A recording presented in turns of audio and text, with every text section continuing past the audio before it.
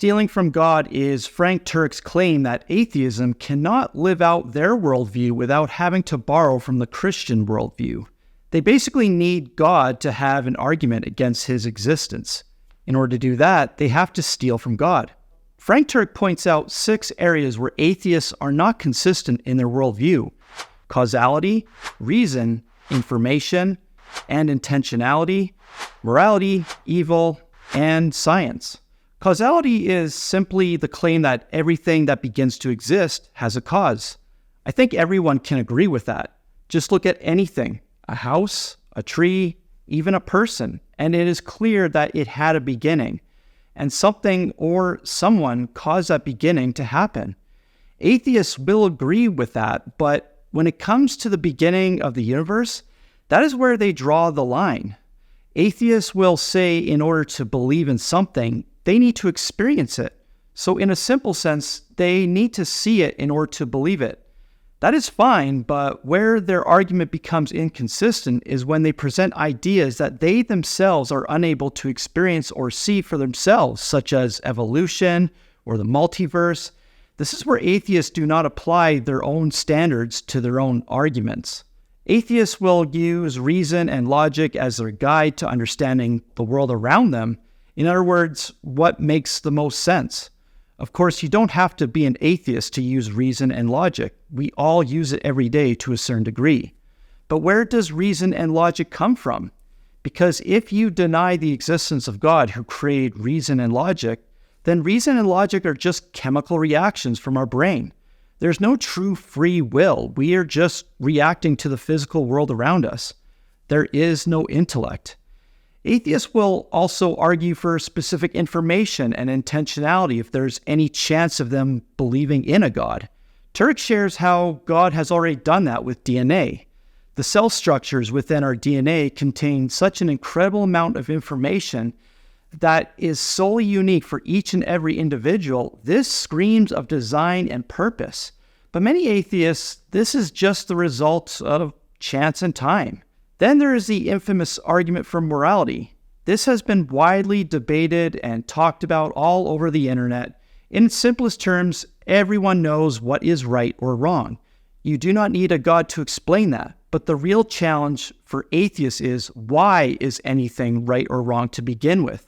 Christians need God to know why anything is right or wrong, because God is their ultimate objective standard of morality. Atheists claim they don't need a God, but then what objective standard are they using to explain why anything is right or wrong? If you ask an atheist why murder is wrong, they are forced to steal that objective standard from God to create their own version. They just rebrand and repackage it without giving God the credit. But if they choose to be honest and not steal from God, then their argument falls apart, because without an objective standard, any reason why murder is wrong is just relative. If we follow an atheist's reasoning to its logical conclusion, why anything is wrong is just a matter of preference or opinion. This leads to the moral problem of evil. What has been the atheist's go-to argument against the existence of God, Turek uses an Uno reverse card and shares how it actually points to God's existence. Evil isn't a real thing, it's just the absence of something good. So basically, if there's evil, it means there must be something good too. It's like how you see a shadow on the ground. There's only a shadow because of the sunlight. You wouldn't say the sun doesn't exist just because there's a shadow, right? Well, the fact that there's a shadow proves that the sun is there. The same goes for God and evil. Since evil exists and we all agree it's bad, it doesn't mean God doesn't exist. It just shows that people have turned away from him. The problem of evil falls more on atheists as a challenge to explain rather than on believers. This finally brings us to our last area of inconsistency from atheists: science. One of the coolest things about science is that it doesn't really have an opinion. It just collects a bunch of information, which is just information. And then we have to figure it out and what it all means. And the crazy thing is, different people can see the same information and come up with totally different interpretations. Basically, when it comes to the arguments about theism and science, it's really about how people interpret the data rather than the data itself. A bunch of atheist scientists have the mindset that only materialistic things exist. So they automatically rule out the possibility of theism even before looking at the data. And honestly, that's not really good science if you ask me. So if God really did create everything, then studying everything through science will lead us to him. You can see his influence in everything he made.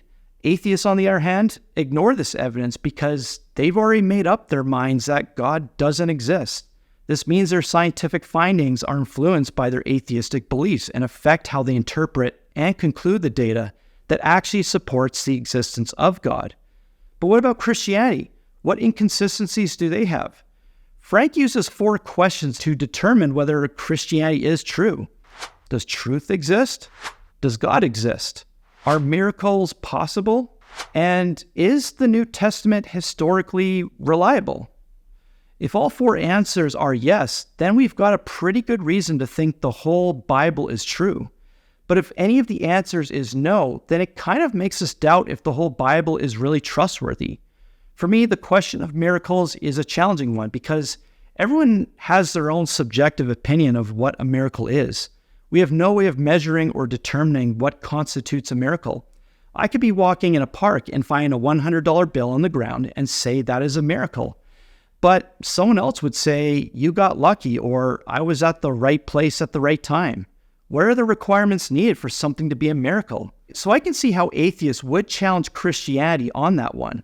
But since the question is about whether they are possible rather than can we see miracles, makes it easier to answer.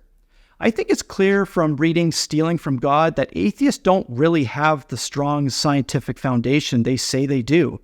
It's not like they have proper arguments against God. They just seem to have grievances with him. They're not happy with how things have turned out. So they're trying to show that God doesn't exist. In the end, God won't force himself on anyone. He's all about being holy and fair, and he wants everyone to have the freedom to choose. Hell isn't some punishment that God picks because, it's for those who want nothing to do with him forever. What I love about Turek is that he respects the atheists and their logic. I don't believe an atheist would be hurt by what Turek is trying to say. It's clear he's not saying that atheists are thieves. He's just making a strong case that the evidence atheists are using to disprove God actually points to a timeless, spaceless, immaterial designer. He's not trying to convince anyone there is a God. Instead, he's just sharing where the evidence leads. I believe the atheist that has an open heart and an open mind will actually appreciate a book like this. Everyone loves to look at intelligent design, so for the atheist that reads this book, just replace God with designer and you may appreciate what you discover.